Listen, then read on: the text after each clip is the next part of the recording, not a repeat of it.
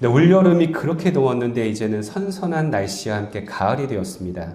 이제는 2025년을 조금씩 정리하여야 하는데 올 한 해를 돌아보시며 하나님의 뜻을 구하며 기도하였던 결단들을 잘 이뤄 나가시기를 축복합니다. 요즘 SNS를 보면은 영포티가 요즘 참 이슈인 것 같습니다. 젊은 40대, 예전에 중후한 40대가 아닌 젊은 마인드로 관리하며 사는 40대, 젊은 패션과 젊은 마인드로 관리하면서 사는 거는 좀 좋아 보이는데 한참 어린 이성에게 저 몇 살같이 보여요? 라고 말하는 것은 좀 안 좋은 이미지로 비춰질 때도 있는 것 같습니다. 저도 40대로서 영포티 얘기가 나오면 좀 긴장을 합니다. 사람이 나이를 먹을수록 품위가 있어야 한다라고 생각하는데 말입니다. 나이를 먹어도 사람들은 뒤처지고 싶어 하지 않습니다. 많은 40대들, 많은 영포트들이 나이를 먹고 싶어 하지 않습니다. 그러면서 사람들은 왕년애를 찾습니다. 내가 얼마나 왕년에 잘 나가는지 아느냐, 내가 돈을 얼마나 많이 벌었는지 아느냐, 회사에서 얼마나 중요한 직책을 맡았는지 아느냐, 운동도 잘했고 외모에 인사가 있어서 이성에게 인기가 많았다 등등 확인되지 않은 이야기들을 하죠. 누구나 한 번쯤은 주변에서 이런 말을 들어보신 경험이 있을 것입니다. 그런데 사실 교회에서도 이와 비슷한 말들을 하는 사람들을 우리들은 보게 됩니다. 왕년에는 내가 얼마나 뜨거웠는지 알아? 하고 말입니다. 예전에는 내가 매일 새벽 기도를 나갔어. 성가대, 찬양팀, 주일학교 교사 등 교회에서 내가 모든 봉사를 도맡아 했어. 내가 정말로 선교지에 나가서 선교할 생각까지 했어. 라는 말을 합니다. 그러나 이제는 내가 나이를 먹고 보니 세상살이에 지쳐 신앙이 예전 같지 않네 라고 말하는 사람들이 있습니다. 이제는 그냥 좀 편하게 교회 주일 예배만 다닐 때도 됐어. 그것만으로도 이제 내 신앙은 충분해 라고 이야기하는 사람들도 있습니다. 또는 세상의 흐름과 시류에 따라 신앙을 좀 유연하게 가져, 좀 둥글둥글하게 가져 라고 말하는 사람들도 있습니다. 신앙은 실제적이라기보다는 관념적이라고 말하는 사람들도 있습니다. 구원받았으니까 이제는 내가 큰 잘못하지 않으면, 교회를 떠나지 않으면 나의 구원은 괜찮아. 하나님이 다 용서해 주셔 라고 말하는 사람들도 있습니다. 그러면서 열심히 신앙생활하는 지체들에게 함부로 말하는 사람들도 있습니다. 야, 나도 다 해봤어. 야, 나도 뜨거웠어. 왕년에 다 해. 근데 내 나이 돼봐. 힘들어. 네 지금처럼 할 수 있을 것 같아? 먹고 살기 힘든데 돈이 있어야지 아멘도 나오지. 정말로 저한테 이렇게 말씀하시는 분들도 많았습니다. 그러나 우리 예배하는 교회 모든 성도분들은 그렇지 않고 날마다 뜨거운 신앙의 열정으로 살아가시죠? 뜨거운 열정으로 살아가실 줄 믿습니다. 혹시나 그렇지 못한 분들이 계실 수도 있고 지금은 뜨겁지만 우리들은 연약하게 살아가면서 넘어지거나 힘들어질 수도 있습니다. 그러한 우리들에게 다시 한번 신앙의 열정에 대해 믿음의 행동에 관하여 고민해보고 도전을 줄 수 있는 말씀이 오늘 본문의 사도행전 8장의 말씀입니다. 오늘 말씀에는 믿음의 열정을 가진 인물들이 등장합니다. 성경을 읽다가 저는 이들의 모습을 발견했을 때 저 또한 이들의 믿음의 열정에, 신앙의 행동에 눈물을 흘리며 많은 도전을 받았었습니다. 오늘의 말씀을 같이 살펴보도록 하겠습니다. 오늘 말씀 이전의 상황을 조금 설명드리겠습니다. 오늘 말씀에 등장하는 빌립은 예수님의 제자 사도 빌립이 아닌 초대교회에서 세운 7명의 집사 중 하나였던 빌립 집사입니다. 우리 교회에서도 현재 집사 교육을 받고 계시는 지체들이 계시죠. 처음에 집사 제도가 세워진 것에 대해서는 사실 이유가 있었습니다. 예수님이 승천하신 후에 복음이 전해지면서 교회 공동체가 점차 세워지고 있었는데 초대교회 내부에서 문제가 발생합니다. 그것은 구제비를, 어려운 사람들을 위해서 헌금된 그 헌금이 공정하게 사용되지 않았기 때문입니다. 이는 교회의 주력 세력이었던 유대파 교인들이 헬라파 교인들을 차별하였습니다. 그래서 교회가 시끄럽자 사도들은 성령이 충만하고 은혜가 있으며 교회 내부적으로 신망이 두터운 7명의 집사를 세워 이 역할을 감당하게 합니다. 빌립도 그렇게 세워진 집사 중에 하나였습니다. 그러나 그 후에 초대교회 7명의 집사 중 한 명이었던 스데반 집사님이 순교를 하십니다. 그리고 그 이후에 예루살렘에 그리스도인들을 향한 대박해가 일어납니다. 사도 바울이 되기 전에 사울과 같은 열심을 가진 사람들이 곳곳을 돌아다니며 기독교인들을 핍박합니다. 이에 초대교회 성도들은 예루살렘을 피해 바깥으로 뿔뿔이 흩어지고 말았습니다. 그 중에 한 사람이었던 집사 빌립은 예루살렘을 떠나 사마리아로 내려가서 복음을 전하게 되는데, 사마리아 성에 살고 있었던 사람들 중 많은 자들이 빌립이 전하는 복음을 듣고 세례를 받았다라고 8장 전반부에 기록되어 있습니다. 그래서 사마리아 성에는 빌립을 통하여 놀라운 기적들이 일어났으며 큰 기쁨이 그 성 안에 있었다라고 성경은 말씀하고 있습니다. 그 이후 하나님께서는 주님의 천사를 보내어 빌립에게 특별한 명령을 내리셨습니다. 26절이죠. 그런데 주님의 천사가 빌립에게 말하였다. 일어나서 남쪽으로 나아가서 예루살렘에서 가사로 내려가는 길로 가거라. 그 길은 광야길이다. 하나님께서는 천사를 통하여 빌립에게 가사로 내려가라고 명령하셨는데, 사마리아에서 가사까지의 거리는 직선거리로는 100km, 도보로 걸어간다라고 한다면 140km 정도 걸렸다라고 합니다. 하나님께서는 빌립에게 그 먼 거리를 지금 일어나서 걸어가라고 명령하셨습니다. 광야길을 말입니다. 아무 준비 없이. 광야길에는 무엇이 있는지 알 수 없습니다. 140km라고 한다면 성인 남성이 아무리 빨리 걸어가도 며칠은 분명히 걸리는 거리입니다. 이것은 하나님께서 창세기 12장 1절에 아브라함에게 너는 내가 살고 있는 땅과 내가 난 곳과 너의 아버지의 집을 떠나서 내가 보여주는 땅으로 가거라 라는 명령과 같습니다. 하나님은 아브라함에게도 어디로 가야 할 것인지 목적지도 알려주시지 않고 떠나라고 하셨는데, 빌립에게는 가사로 떠나라고만 하셨지 그곳에 왜 가야 하는지, 거기에서 무슨 일을 해야 되는지, 거기에 무엇이 있는지에 대해서는 아무 말씀도 하지 않으셨습니다. 그리고 8장 전반부에 보면은 빌립이 사마리아에 복음을 전함으로 사마리아에 놀라운 붕이 일어나고 많은 사람들이 빌립을 따르고 있었습니다. 험난한 개척지에서 사역의 열매들이 꽃 피어지고 붕의 역사가 일어나고 있습니다. 빌립 집사의 마음에 얼마나 많은 보람이 있었겠습니까? 교회가 개척되고 성도들이 생겨나고 있는데, 하나님께서는 그런 빌립에게 지금 당장 사마리아를 떠나서 도보로 140km 떨어진 가사로 걸어가라라고 명령을 내리셨습니다. 그러나 일반적인 기준으로 보면은 바로 순종하기 힘든 이 하나님의 명령에 대하여 빌립은 지체하거나 토를 달거나 불만을 드러내지 않고 즉시 이행합니다. 아브라함이 하나님의 명령에 순종하여 부모 가족 집을 버리고 떠났던 것처럼 빌립도 순종하기 힘든 하나님의 명령이 떨어지기가 무섭게 사마리아 성에 자신의 사역지를 두고 하나님께서 가라고 말씀하신 가사로 떠납니다. 우리가 빌립이었다라고 한다면 이렇게 바로 순종할 수 있을까? 저도 이 말씀을 읽으며 고민해 봤습니다. 제가 어떤 신도시에 가서 열심히 말씀을 전하며 개척을 했습니다. 성도들이 조금씩 생겨나고 도와주는 동역자들도 생겼습니다. 교회가 자립되어지고 체계가 잡혀가고 있는데 하나님께서 갑자기 그 사역지는 다른 사람에게 맡기고 다른 곳으로 가거라 라고 한다면, 하나님 제발 저를 보내지 말아주세요. 한 번쯤은 매달려 볼 것 같습니다. 익숙한 곳으로부터의 떠남은 누구나 달가워하지 않습니다. 익숙한 곳은 내가 예상할 수 있는 범위 안에 있습니다. 어떠한 급박한 일이 일어나도 대부분은 감당할 수 있습니다. 또한 도움을 요청할 수 있는 친구들도 있습니다. 당장 내 생활에 큰 불편 없이 살아갈 수 있습니다. 그렇게 우리들은 익숙한 곳으로부터의 떠남을 좋아하지 않습니다. 그 말은 바꿔서 말한다면 위험한 일을 감수하고 싶어 하지 않습니다. 결단하고 싶어 하지 않습니다. 무탈하고 싶습니다. 편안하게 살고 싶습니다. 편안히 살고 싶은 것, 그것이 우리들의 본성입니다. 그러나 빌립은 그 본성을 거부하고 하나님께 순종합니다. 도보로 걸어서 며칠을 걸어가야 하는 광야길을 혼자 떠납니다. 광야는 내가 예측할 수 없는 곳입니다. 내가 통제할 수 없고 즉시 도움을 요청할 공권력도 친구들도 없습니다. 강도를 만날 수도 있고 사나운 동물을 만날 수도 있습니다. 그렇기에 광야길은 원래 급박하게 출발하지 않습니다. 같이 동행할 무리를 만들고 물과 식량과 무기를 준비해야 됩니다. 그러나 빌립은 이 모든 준비를 충분히 하지 않은 상태에서도 하나님의 말씀에 즉각 순종합니다. 빌립이 어떠한 마음으로 이 길을 걸어갔을까? 분명한 것은 하나님의 말씀에 대한 절대적인 신뢰와 믿음이 있었습니다. 하나님께서 내가 어떠한 곳을 가더라도 내 인생을 책임져 주신다라는 믿음이 있었습니다. 그의 신뢰와 순종은 말로만이 아닌 직접 행동으로 옮겨지는 것이었습니다.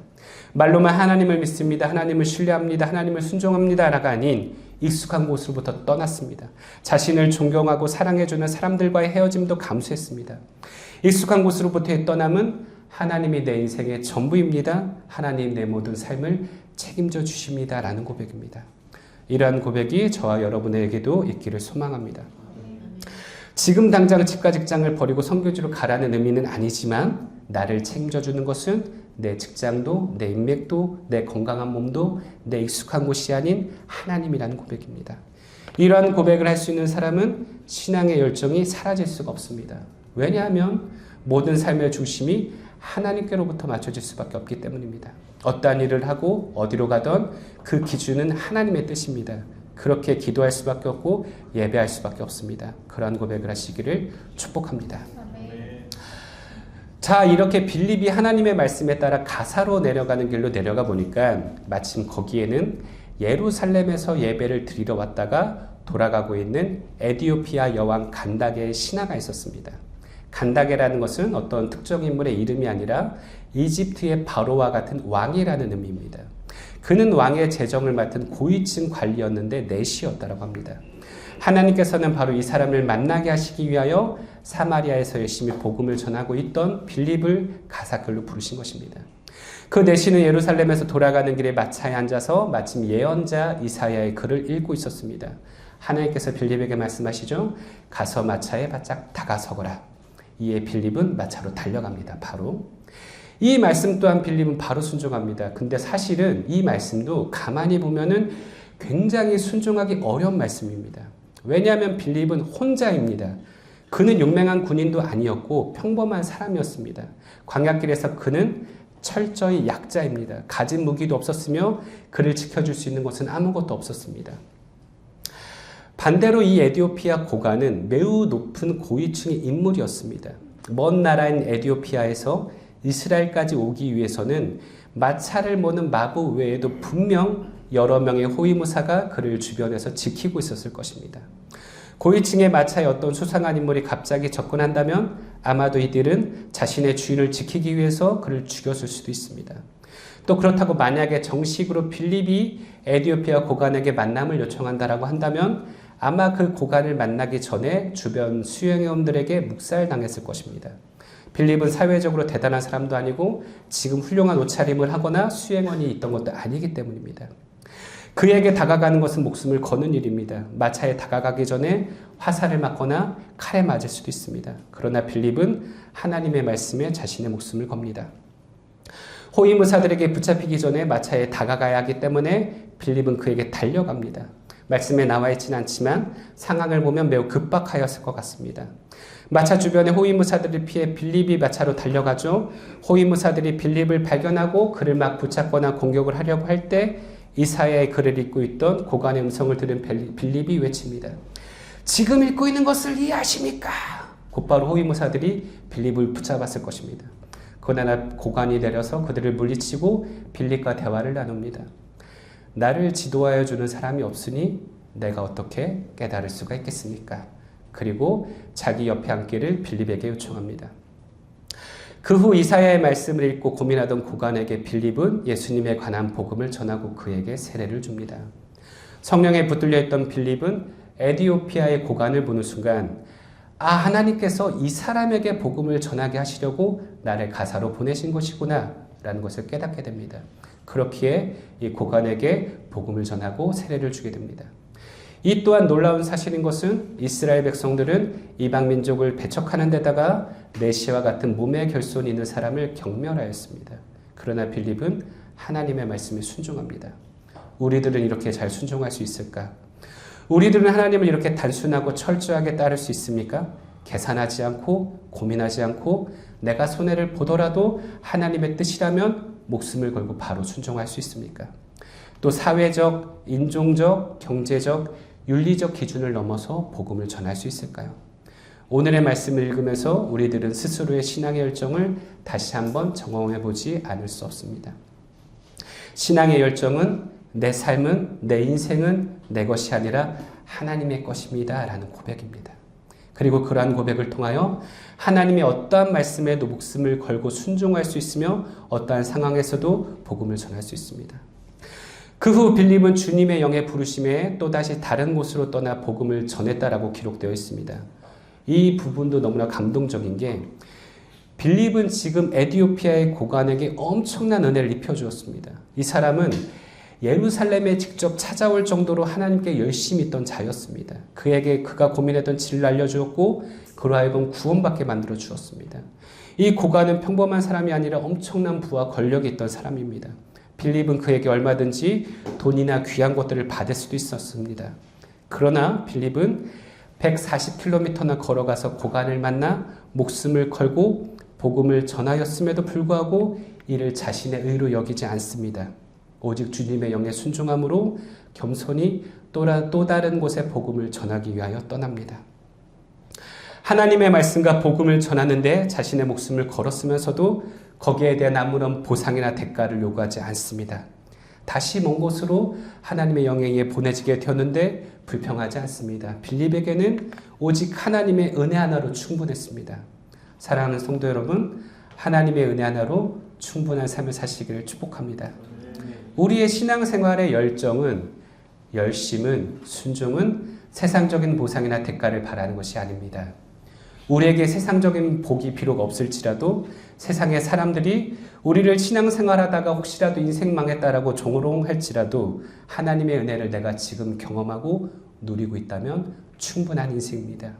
우리들의 삶은 세상의 사람들이 판단하는 것이 아닌 하나님이 판단하시는 겁니다. 이러한 은혜를 경험하시는 저와 여러분이 되시기를 축복합니다. 아멘. 두 번째로 우리가 오늘 말씀에서 봐야 할 것은 빌립 집사에게 복음을 듣고 침례를 받은 에디오피아의 이름 없는 고관입니다. 이 고관이 출발한 에디오피아에서 예루살렘까지의 거리는 약 1500km에서 2000km 정도 됐다라고 합니다. 에디오피아의 고관은 왜 이토록 먼 거리를 여행해야만 했을까? 오늘날로 치면 국무총리는 되는 거죠. 한 나라의 장관급의 인사입니다. 부와 권력과 명예가 그를 따랐습니다. 자신의 나라에서 그냥 편안히 살면 됩니다.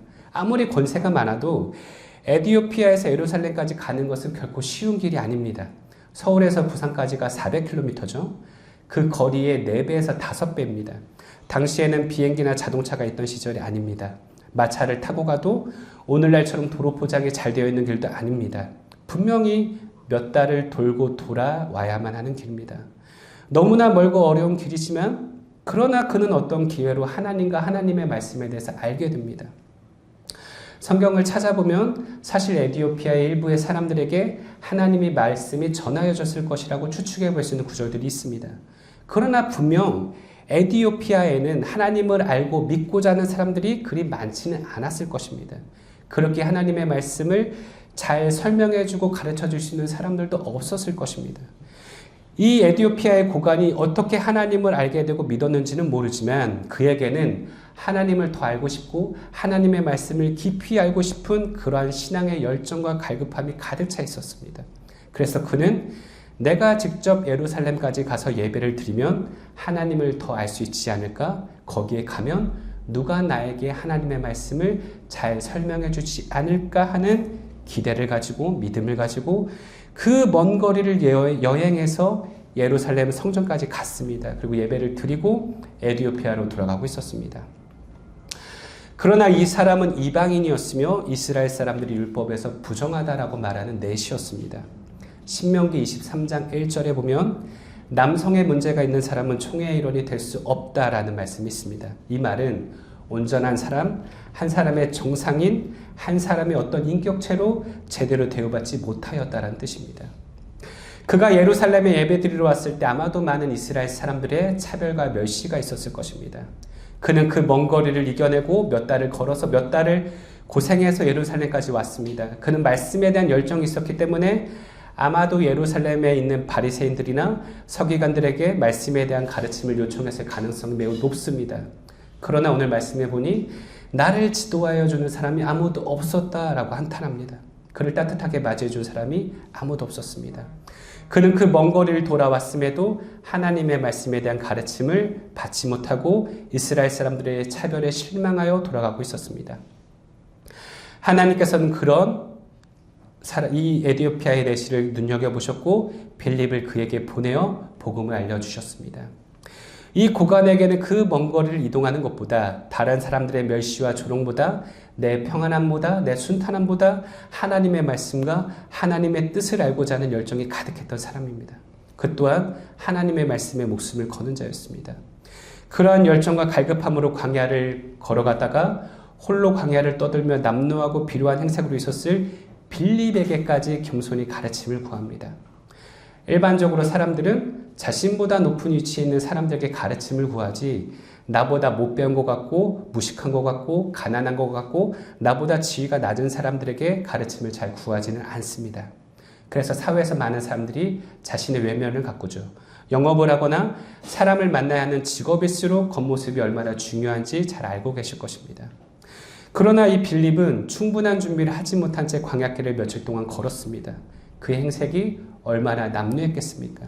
그런 그에게 한 나라의 장관급 정도 되는 인사가 겸손히 하나님의 말씀에 대한 가르침을 요청합니다. 신앙의 열정이 있는 사람들은 이렇게 겸손할 수밖에 없습니다. 왜냐하면 내가 아무것도 아니라는 것을 잘 알고 있기 때문입니다. 하나님의 말씀과 복음을 들은 후 이제 다음 장면이 나옵니다. 36절이죠. 그들이 길을 가다가 물이 있는 곳에 이르니 내시가 말하였다. 보십시오. 여기에 물이 있습니다. 내가 세례를 받는데 무슨 거리낌이 되는 것이라도 있습니까? 빌립은 마차를 세우게 하고 내시와 함께 물로 내려가서 그에게 세례를 주었다. 이 에디오피아의 내시는 빌립의 복음을 듣고 그것을 그 자리에서 바로 받아들이고 세례를 요청합니다. 그를 따르던 수행원들에게 차는 이 모습은 기괴한 모습이 아닐 수 없습니다. 성경에 세례라고 나왔지만 우리 교회에서 올 여름에 받았던 침례입니다. 수행원들의 눈에는 광야에서 만난 노숙자와 같은 행색의 사람과 잠깐 이야기를 주고받더니 그 사람과 함께 물웅덩이에 들어가 그 사람에게 침례를 받는 장면은 해괴하고 희한한 모습일 수밖에 없습니다. 이 고관이 하나님의 말씀보다, 침례를 받는 것보다, 내가 구원받는 것보다 주변 사람들이 나를 어떻게 바라보나, 내 체면이 뭐가 되나 염려하는 사람이었다라고 한다면 하기 힘들었을 행동이죠. 그는 복음을 듣고 바로 그 자리에서 결단하는 믿음을 보여줍니다. 그는 망설이지 않고 자신의 믿음과 신념을 가지고 결단합니다. 그리고 행동했습니다. 그의 결단은 단순하지 않습니다. 확고한 믿음과 신념이 있었습니다. 남들이 나를 어떻게 생각하든 상관이 없습니다. 이 일 때문에 내가 다른 사람들에게 약점이 잡혀도 상관없습니다. 부끄러움도 창피함도 남들이 나를 어떻게 바라보는 시선도 아무것도 상관없습니다. 지금 내가 주님의 은혜를 받아 그것을 온전히 하기 위하여 침례를 받겠습니다. 라고 결단하는 것입니다. 이 사람 또한 하나님의 은혜 하나로 충분하다라고 고백하는 것입니다. 신앙의 열정은 남들이 나를 어떠한 시선으로 바라봐도 상관없는 것입니다. 잘 알려졌다시피 한국은 옛날부터 체면의 나라입니다. 체면을 위해서, 남들의 시선을 위해서 자신의 삶의 가치관을 조종하는 나라입니다. 또 나 자신만의 체면이 아닌 부모의 체면, 자식의 체면, 가문의 체면, 직장의 체면들 때문에 하고 싶은 것도 마음껏 하지 못하는 것입니다. 여러 가지 체면을 신경 쓰다 보면 때때로 신앙생활을 하면서 우리들도 남들의 시선 때문에 움츠려들 때가 있습니다. 이 사람이 나를 어떻게 생각할까? 부모님이 나를 어떻게 생각할까? 친구들이 나를 광신도로 볼까? 신앙생활하다가 돈도 못 모으고 직장도 잘 잡지 못하고 결혼도 하지 못하고 나를 어딘가 부족하고 이상한 사람으로 보지 않을까? 우리들은 염려할 때도 있습니다.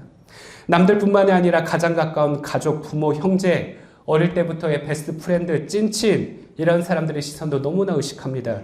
그들의 기대에 못 미치는 삶을 사는 것 같은 나 자신을 부끄러워할 때도 있습니다. 그러나 이제부터는 그들의 시선이나 참견의 어떠함과 상관없이 신앙의 열정으로 살아가시는 저와 여러분이 되시기를 축복합니다. 가장 중요한 것은 다른 사람들의 시선이 아닌 내가 지금 하나님을 만나 은혜를 누리며 구원받았다는 것이 가장 중요합니다. 또 다른 사람들이 나를 어떻게 바라보는 것이 아니라 하나님께서 지금 나를 어떻게 바라봐 주시느냐가 가장 중요합니다. 그것보다 더 중요하고 가치 있는 것은 없습니다. 이러한 신앙의 결단을 하실 수 있는 예배하는 공동체가 되시기를 주 예수 그리스도의 이름으로 축복합니다. 아멘.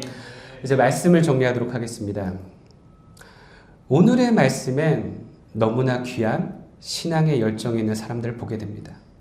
빌립은 자신의 평안한 곳을 떠나 하나님을 전적으로 신뢰함으로 광야길로 달려갔습니다. 그를 사랑해 주었던 사람들로부터 떠났습니다. 안전한 곳을 떠났습니다. 그에게는 무엇보다 하나님의 말씀과 하나님의 뜻이 가장 중요했습니다. 그렇게 목숨을 걸고 광야길로 떠돌며 다시금 에디오피아 내시를 만나 복음을 전했습니다. 이 사람은 아무 대가가 필요 없었습니다. 빌립은 목숨을 걸고 에디오피아 내시에게 복음을 전했음에도 그에게 아무런 대가나 그 무엇도 요구하지 않습니다. 다시 하나님의 말씀에 순종하며 그 말씀을 전하며 하나님을 세우는 것이 자신의 인생의 가장 중요한 삶의 열정이라고 고백하며 또 다른 곳으로 떠납니다. 또 에디오피아 내시도 하나님의 말씀을 더 잘 알기 위해 자신의 목숨을 건 사람입니다. 그에게는 그리고 복음과 은혜에 감격하자 자신의 모든 체면을 내려놓고 침례를 받습니다. 그에게는 다른 사람의 시선이나 참견이나 그 어떠함과 상관없이 지금 이 순간 내가 하나님의 은혜를 경험하며 누리는 것이 가장 중요했습니다. 자, 그리고 오늘 이 두 사람의 신앙의 열정에는 우리는 한 가지 더 공통점을 발견하게 됩니다. 그것은 이들의 신앙의 열정은 멈추지 않았다라는 사실입니다. 오늘날 많은 왕년에 내가 신앙생활 좀 했다 하는 사람들은 그 자리에 항상 멈춰져 있었습니다. 그러다가 계속해서 뒤로 후퇴했습니다. 우리들의 신앙은 지금 이대로 충분해. 여기까지 했으면 됐어. 구원의 확신이 생겼으니까 이제는 좀 편안하게 살아도 되지 않을까가 아닌 계속해서 하나님의 나라를 향하여 앞으로 달려나가는 것입니다. 빌립은 초대 예루살렘 교회의 영광스러운 첫 집사 중 하나였습니다. 그러다가 예루살렘에 일어난 대박해를 경험하였지만 그럼에도 사마리아까지 다시 내려가 사도들도 하기 힘든 여러 가지 사역들을 감당했습니다. 그는 자신을 내려놓고 헌신하며 예수 그리스도의 복음을 전하였습니다. 이제는 칭송받고 사역의 열매를 보며 기쁨을 맛보고 있었습니다. 그러나 그 영광스러운 자리도 내려놓습니다. 하나님께서 가사로 갔을 때 바로 가사로 또한 달려갑니다. 그리고 목숨을 걸고 에디오피아에게 고관에게 복음을 전하고 나서도 충분한 사례를 받거나 에디오피아의 고관을 따라가서 대접을 받을 수 있음에도 마찬가지로 거기에 머물러 있지 않습니다. 다시 광야길을 걸어서 아소도에 가고 여러 성을 돌아다니며 계속해서 복음을 전합니다. 이 에디오피아 고관도 자신의 나라에서 얼마든지 평안히 신앙생활을 할 수 있었습니다. 에디오피아 여왕 말고는 그보다 높은 자가 거의 없었을 것입니다. 얼마든지 편안하게 살 수 있습니다. 그러나 이 사람도 거기에 안주해 있지 않았습니다. 안락함을 포기하고 익숙함을 포기하고 그 먼 거리를 걸어 이방인에 대한 차별이 심한 타국의 성전에까지 와서 예배를 드립니다. 그리고 돌아가는 길에 계속 하나님의 말씀을 읽고 묵상합니다. 거지와 같은 차림으로 광야길을 걸었던 나보다 못 배운 것 같고 돈 없어 보이는 빌립에게까지 가르침을 구합니다. 그리고 복음을 듣고 남들의 어떠한 시선에도 상관없이 침례를 받습니다. 그리고 기쁨에 차서 자신의 나라로 돌아갑니다. 그는 돌아가서 분명 자신의 가까운 사람들에게로부터 복음을 전하였을 것입니다. 그 또한 같은 자리에 있는 것이 아닌 계속해서 신앙을 위하여 하나님의 나라를 위하여 앞으로 달려나갑니다. 반주해 주실까요? 사랑하는 성도 여러분, 신앙은 멈춰 있는 것이 아닙니다. 지금 이대로 충분해 더 이상은 필요 없어가 아닙니다. 계속해서 하나님의 나라를 향해 달려나가는 겁니다. 이것이 신앙의 열정입니다. 물론 우리가 항상 성공할 수 없고 잘 될 수 없고 완벽할 수 없습니다. 어떨 때는 모든 것이 은혜롭고 순조롭고 잘 흘러가는 것 같지만 어떨 때는 정체되는 것 같고 후퇴하는 것 같을 때도 있습니다. 그러나 그럼에도 우리들은 하나님께 간구합니다. 세상을 떠날 때까지 예수께서 재림하실 때까지 하나님의 나라를 향해서 달려갈 수 있게 해달라고 말입니다. 디모데후서 4장 6절에서 8절에 이렇게 말씀합니다. 나는 이미 부어드리는 제물로 피를 흘릴 때가 되었고 세상을 떠날 때가 되었습니다. 나는 선한 싸움을 다 싸우고 달려갈 길을 마치고 믿음을 지켰습니다. 이제는 나를 위하여 의의 면류관이 마련되어 있으므로 의로운 재판장이신 주님께서 그날에 그것을 나에게 주실 것이며 나에게만이 아니라 주님께서 나타나시기를 사모하는 모든 사람에게도 주실 것입니다. 오늘 말씀의 끝으로 빌립 집사와 에디오피아의 내시 말고도 우리들에게 멈추지 않는 자신의 열정을 보여주시는 분이 계십니다. 하나님이십니다. 하나님은 자신의 나라에서 혼자 말씀을 읽으며 이해하지 못하여 진리를 알고 싶어 끙끙대고 있었던 에디오피아의 내시를 그 먼 곳까지 불러들여 은혜와 진리와 성령으로 가장 충만했던 빌립을 만나게 해주십니다. 이 당시에 빌립 집사는 사마리아에서 하나님의 능력으로 복음을 전하며 기적을 행하며 깨어지는 사람들을 보며 예수 그리스도의 복음의 능력에 가장 강력하게 사로잡혔던 사람입니다. 이때 빌립 집사는 그 누구보다도 은혜와 진리가 충만했던 사람입니다. 그로 하여금 하나님은 에디오피아의 내시를 만나게 하여 그의 구원을 이루어 주십니다. 하나님의 열정은 인간이 짐작할 수 없습니다. 창세기 아담이 범죄하여 세상에 죄가 들어왔을 때 그때부터 우리를 향한 하나님의 구원 계획은 멈춘 적이 한 번도 없습니다. 아담아 내가 어디 있느냐? 스무나 내가 어디 있느냐? 족장들을 통해 사사들을 통해 왕들을 통해 선지자들을 통해 하나님은 우리들에게 계속 말씀하셨습니다. 나에게 돌아와라. 내가 너를 구원시켜 주겠다. 우리를 향한 하나님의 구원의 열정도 단 한 번도 멈춘 적이 없습니다.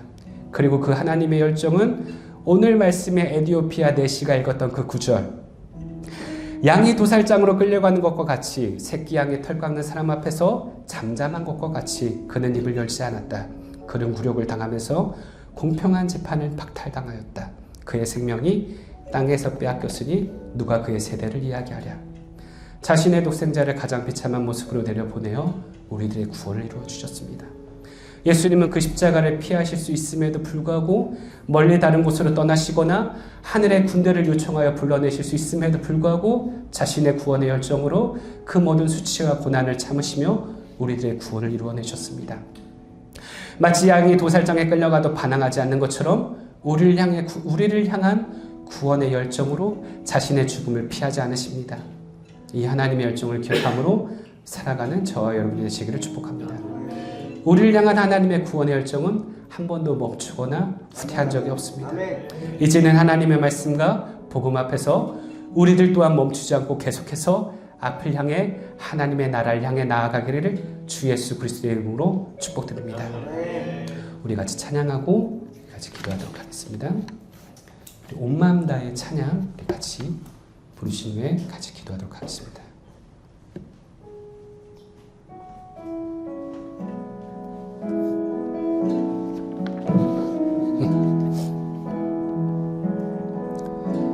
주님과 함께하는 이 고요한 시간, 주님의 보좌 앞에 내 마음을 쏟네. 모든 것 아시는 주님께 감출 것 없네. 내 맘과 정성 다해 출발하나이다. 온 맘 다해 온 맘 다해 사랑합니다. 온 맘 다해 주 알기 원하네. 내 모든 삶 당신 것이니 주만 섬기리. 온 마음 다해 나 염려하지 않아도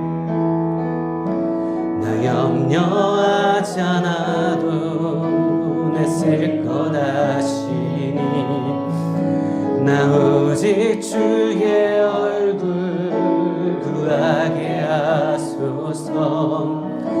다 이해할 수 없을 때라도 감사하며 날마다 순종하며 주 따르오리다. 온 마음 다해 사랑합니다. 온 마음 다해 주 알기 원하네. 내 모든 삶 당신 것이니 주만 섬기리. 온 마음 다해 다시 한번 온 마음 다해 온 마음 다해 아멘 사랑합니다. 기도합니다. 온 마음 다해 주 알기 원하네. 내 모든 삶 당신 것이니 주만 섬기리. 온 마음 다해. 이 시간 기도하겠습니다. 하나님의 나라를 바라보며 계속해서 앞으로 나아갈 수 있는 신앙의 열정을, 믿음의 열정을 달라고 기도하시겠습니다. 익숙한 곳으로부터, 안락함으로부터, 평안함으로부터, 끊어내야 할 것들로부터 떠날 수 있는 신앙의 열정을 가지게 해달라고 기도하시겠습니다. 세상 사람들의 평가나 시선이나 판단으로부터 자유로울 수 있고, 세상적인 기준보다 지금 나에게는 하나님의 은혜, 하나님께서 나를 어떻게 바라보시는가에 더 민감한 사람이 될 수 있게 해달라고 같이 기도하도록 하겠습니다. 기도하시겠습니다. 사랑하는 아버지 하나님이시고